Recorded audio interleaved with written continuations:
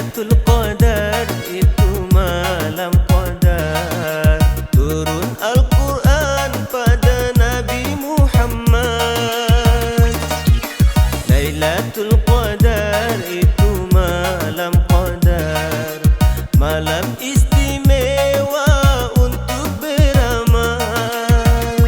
Mari kita perbanyak amal, nilainya lebih baik dari 1000 bulan.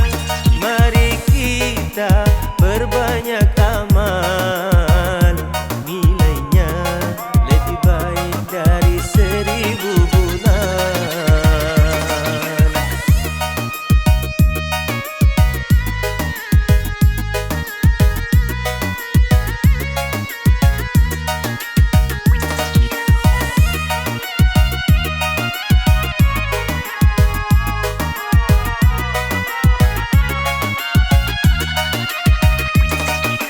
Lailatul Qadar malam yang mulia, hanya ada di bulan Ramadan.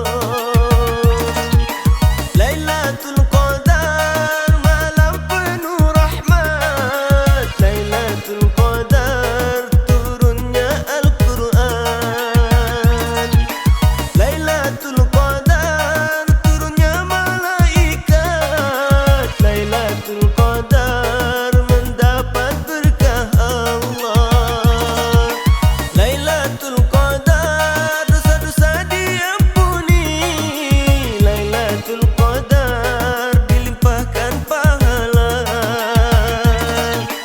Jangan kita terlelap dalam tidur ibadah, berdoa pada Allah.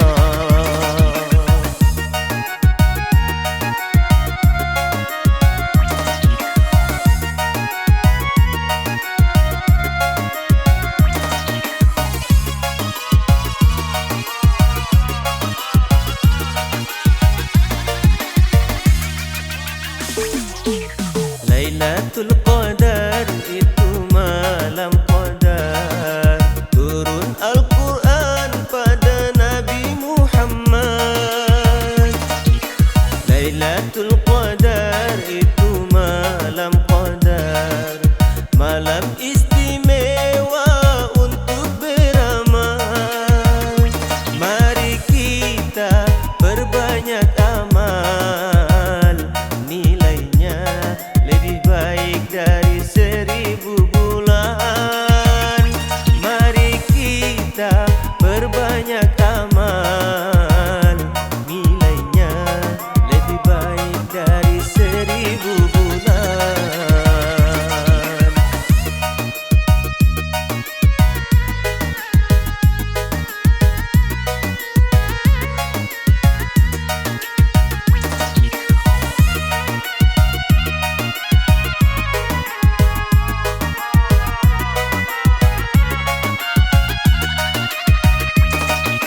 Lailatul Qadar malam yang mulia, hanya ada di bulan Ramadan.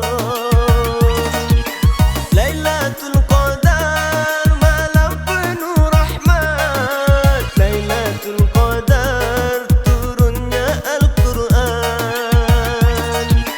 Lailatul Qadar turunnya malaikat, Lailatul Qadar mendapat berkah Allah. Lailatul Qadar dosa-dosa diampuni, Lailatul Qadar dilimpahkan pahala. Jangan kita terlelap dalam tidur ibadah, berdoa pada Allah. Jangan kita terlelap dalam tidur ibadah, berdoa pada